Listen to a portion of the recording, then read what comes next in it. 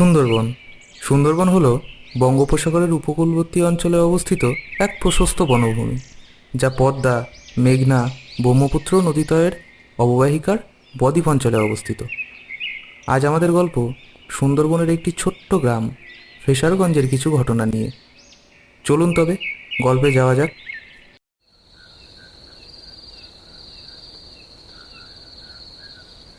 বিশুদা, একটা কড়া করে লিকার চা দিও তো। খুব মাথা ধরেছে, বুঝলে?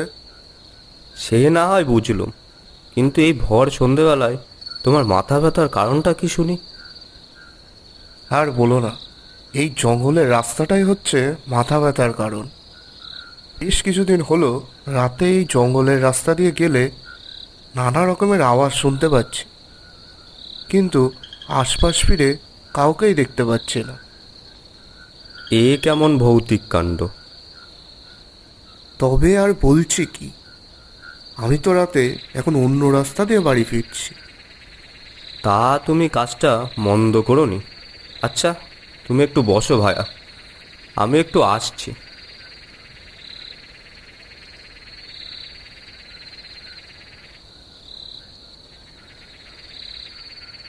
দাদা শুনছেন? হুম, আমাকে বলছেন? বলুন। বলছিলাম যে ফ্রেশারগঞ্জের রাস্তাটা কোন দিকে বলতে পারবেন? হুম, এই একটিই রাস্তা। এই রাস্তাটি ধরেই সোজা চলে যান, জঙ্গলটি পেরোলেই ফেসারগঞ্জ। কিন্তু এই রাতের বেলা জঙ্গলের রাস্তা মোটেই ভালো নয়। শেষমেশ আপনি ফেসারগঞ্জে পৌঁছাতে পারলে হয়। কেন? এমন কেন বলছেন? কি আছে ওই জঙ্গলের রাস্তায়?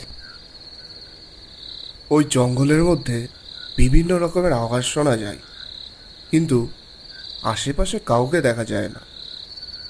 আপনার এত রাতে ফিশারগঞ্জে না যাওয়াটাই ঠিক হবে। আপনার কি সন্ধ্যাবেলায় চায়ের দোকানে বসে অচেনা পথ চলতি মানুষদের ভয় দেখানো কাজ? আপনাকে সাবধান করলাম, এবার আপনি ফিশারগঞ্জ যাবেন না বাড়ি ফিরে যাবেন সেটা আপনার ব্যাপার। যত সব ফালতু লোকজন। এই বলে আমি জঙ্গলের রাস্তা ধরে হাঁটতে শুরু করলাম ফ্রেশারগঞ্জের উদ্দেশ্যে। আমি জঙ্গলের ভিতরে যত ঢুকতে থাকলাম, অন্ধকার ঠিক ততই গাঢ় হতে থাকলো। কিছু দূর যাওয়ার পর আমি অবিশ্বাস্যভাবে একজনের গলার আওয়াজ শুনলাম, কিন্তু আশেপাশে কাউকেই দেখতে পেলাম না। আমি আবার হাঁটা শুরু করলাম। কিছু দূর যাওয়ার পর আবার একই আওয়াজ শুনলাম। এবার আমার একটু ভয়ে গাটা ভারী হয়ে আসতে লাগলো। আমি পিছন দিকে ফিরিয়ে তাকাতেই দেখলাম চায়ের দোকানে বসে থাকা লোকটি আমার পিছনে দাঁড়িয়ে আছে। এ কি, আপনি?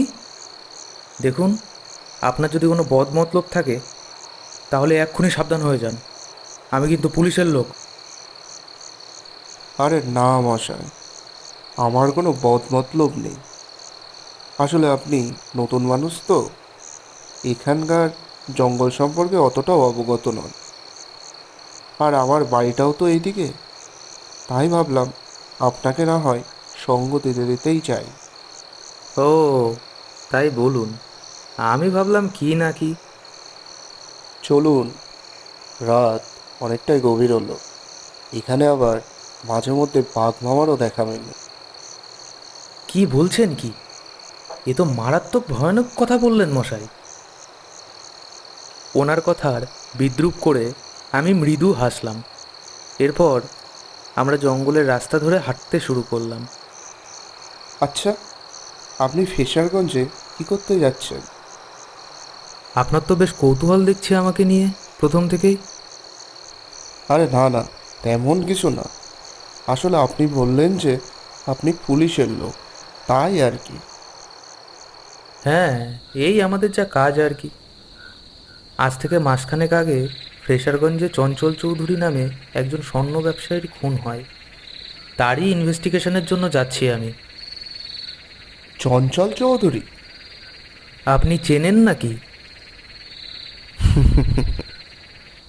আমার চেয়ে ভালো হয়তো চঞ্চল চৌধুরীকে আর কেউ চেনে না।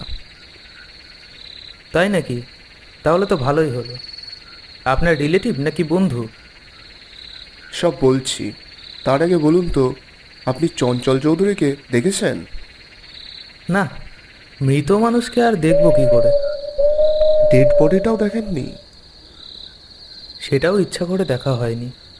আসলে এই কেসের যে ইনচার্জ ছিলেন সে গত 2 সপ্তাহ ধরে নিখোঁজ। এই 3-4 দিন হলো আমি এই কেসের দায়িত্ব হাতে পেয়েছি। এই ফাইলটার মধ্যে চঞ্চল চৌধুরী মার্ডার কেসের যাবতীয় তথ্যসহ ছবি আছে। ছবিটা একবার দেখবেন? কেন? আশা করি ছবিটা দেখলে আপনি চিনতে পারবেন চঞ্চল চৌধুরীকে। কী সব যাতা বলছেন? যাকে কোনোদিন দেখলাম না, জানলাম না, তাকে ছবি দেখে চিনব কি করে? আরে দেখুনই না একবার। আমি বেশ বিরক্ত হয়ে ফাইলটার ভিতর থেকে ছবিটা বের করলাম। ছবিটার দিকে দেখতেই আমার শিরদাঁড়া বেয়ে যেন এক শীতল রক্তের ধারা বয়ে যেতে লাগলো। ছবিটার প্রতিচ্ছবি আমার সামনে বিদ্যমান। আপনি? হ্যাঁ, আমি চঞ্চল চৌধুরী। না, এটা হতে পারে না। এ নিশ্চয়ই আমার চোখের ভুল। আগে না, আপনার চোখের ভুল নয়। আমি চঞ্চল চৌধুরী, মৃত চঞ্চল চৌধুরী, যার মার্ডার কেসের ইনভেস্টিগেশনের দায়িত্ব আপনি পেয়েছেন। কেউ আছেন? বাঁচান, বাঁচান আমাকে। কোনো কিছু না ভেবে আমি যে রাস্তা দিয়ে জঙ্গলের ভিতর ঢুকেছি সেই দিকেই দৌড়তে লাগলাম। কিছুটা দৌড়ানোর পর আমি সেই দোকানের সামনে পৌঁছালাম যেখানে আমি ফ্রেশারগঞ্জের ঠিকানা জিজ্ঞাসা করেছিলাম। কিন্তু অবিশ্বাস্যভাবে সেখানে সেই চায়ের দোকানটা আর নেই। আমার গা হাত পা ভয়ে অবশ হয়ে যাওয়ার উপক্রম হলো। আমি এক মুহূর্ত ওখানে বিলম্ব না করে ওখান থেকে বাড়ি ফিরলাম।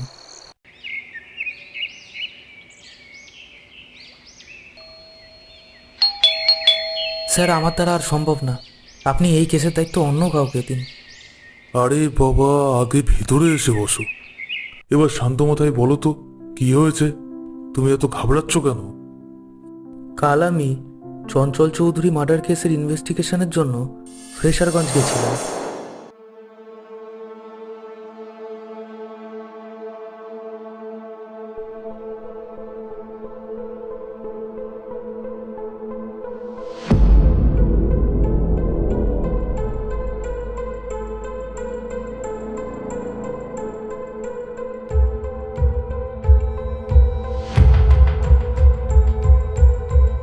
বলো কি? এ তো পুরো ভৌতিক ঘটনা। তবে আর বলছি কি, আমাকে ক্ষমা করবেন স্যার। আমি আর এই কেসের মধ্যে থাকতে পারবো না। তা বললে কি করে হয়? এই মুহূর্তে এত বড় একটা কেস আমি তোমার মতো যোগ্য অফিসার ছাড়া অন্য কারোর হাতে কি করে দিই বলো তো? কিন্তু আর কোনো কিন্তু নয়। শোনো, ওখানে তোমাকে আর একা যাওয়ার দরকার নেই। আমি কনস্টেবল শিবরামকে বলে রাখবো, এই কেস যতদিন না শেষ হয় ততদিনেও তোমার সাথে ছায়ার মতো থাকবে। তুমি কাল ফ্রেশারগঞ্জ যাওয়ার আগে ওকে থানা থেকে পিক করে নিও। ওকে স্যার, আমায় তবে এবার অনুমতি দিন। আমি আসি তাহলে। হ্যাঁ, এসো। তবে শোনো, খুব সাবধানে, নিজের খেয়াল রেখো। পরদিন সন্ধ্যায় আমি কনস্টেবল শিবরামকে নিয়ে ফ্রেশারগঞ্জের উদ্দেশ্যে রওনা দিলাম। হঠাৎ যখন জঙ্গলের আগে পৌঁছালাম তখন দেখলাম সেই দোকানটা আজ ওই একই জায়গায় আছে, কিন্তু দোকানে বসে আছে অন্য একজন লোক। আমি আর শিবরামবাবু সাহস করে সেদিকে এগিয়ে গিয়ে বললাম, আচ্ছা দাদা, গত পরশুদিন সন্ধ্যাবেলায় আপনার দোকানে একজন লোক বসেছিল। আপনি তখন দোকানে ছিলেন না। আমি তার কাছ থেকে ফ্রেশারগঞ্জের ঠিকানা জিজ্ঞাসা করেছিলাম। আপনি কি পরে দোকানে এসে কাউকে দেখেছিলেন? না, কাউকে দেখিনি তো। আচ্ছা, ঠিক আছে। এই বলে আমরা ওখান থেকে চলে আসতে যাব ঠিক এমন সময় তবে আপনি ওনার কথা না শুনে জঙ্গলের রাস্তায় গিয়ে কাজটি ঠিক করেননি একদম। ওনার কথা শুনে আমার আপাদ মস্তক শিহরিত হয়ে উঠল। ওনার তো এই কথাটা জানার কথা নয়, কারণ উনি তো ওখানে ছিলই না। আপনি কি করে জানলেন যে উনি আমাকে জঙ্গলে যেতে বারণ করেছিল। তাছাড়াও উনি তো এখন মৃত। কে জীবিত কে মৃত সে কি আমরা কাউকে দেখে বুঝি? নইলে আপনিও তো বুঝতেন। বলুন। হা হা হা হা হা। রাখুন তো মশাই আপনার হেয়ালি করা কথাবার্তা, একটু স্পষ্ট করে বলুন তো, আপনি কি চঞ্চল চৌধুরীকে চেনেন? স্বর্ণ ব্যবসায়ী চঞ্চল চৌধুরীকে কে না চেনে বলুন তো? নামকরা ব্যবসায়ী উনি। তার থেকে বড় কথা, বড্ড ভালো মানুষ ছিলেন উনি। আমার নিত্যদিনের খদ্দেরও ছিলেন বটে। রোজ দোকান থেকে বাড়ি ফেরার পথে আমার হাতের কড়া করে বানানো লিকার চা না খেয়ে বাড়ি যেতেন না। আর কি জানেন ওনার ব্যাপারে? মানে ওনার মৃত্যু কি করে হলো সে ব্যাপারে কিছু জানেন? সবটাই তো আমার চোখের সামনেই ঘটেছে, না জানার তো কোনো অবকাশই নেই। আচ্ছা, সেদিনের পুরো ঘটনাটা আমায় একটু বলতে পারবেন? শুনুন তবে। মাসখানেক আগে উনি দোকান থেকে বাড়ি ফেরার পথে রোজকারের মতো আমার দোকানে এসে বসেছিলেন। তবে এক সপ্তাহ পর তার মেয়ের বিয়ে থাকায় সে বেশ কিছু সোনার গহনা ও কিছু টাকা একটা ব্যাগে করে নিয়ে এসেছিলেন। আমি ওনাকে চা দিতে যাব, সেই মুহূর্তে দুজন অপরিচিত লোক এসে তার গহনার ব্যাগ নিয়ে টানাটানি শুরু করে। সে সেই ব্যাগ দিতে নাড়া চলে, তাদের মধ্যে একজন চঞ্চল চৌধুরীর পেটে সজোরে চাকু ঢুকিয়ে দেয়। এই দৃশ্য দেখে আমি দোকান থেকে বেরিয়ে তাদেরকে ঠেকাতে গেলে তাদের একজন লোহার মোটা রড দিয়ে আমার মাথায় নৃশংসভাবে আঘাত করে। কিন্তু আপনার মাথায় তো কোথাও আঘাতের চিহ্ন দেখতে পাচ্ছি না। পাবেন কি করে? আত্মার গায়ে তো কোনো আঘাতের চিহ্ন থাকে না। মানে আপনি মৃত? साहब जल्दी चलिए यहाँ से, अगर जान है तो सब कुछ है। भागिए साहब भागिए। আমরা আর এক মুহূর্ত সময় নষ্ট না করে দৌড়তে শুরু করলাম, আর শুনতে পেলাম চায়ের দোকানদারের অট্টহাসি ও তার বলা কথাগুলো। সে বলছে, যতদিন না আমার আর চঞ্চল চৌধুরীর মৃত্যুর বদলা আমরা নিতে পারবো, ততদিন আমার চায়ের দোকান খোলা থাকবে। আরও নতুন নতুন ভিডিওর আপডেট পেতে আমাদের চ্যানেলটি এক্ষুনি সাবস্ক্রাইব করুন এবং বেল আইকন প্রেস করে আমাদের পাশে থাকুন।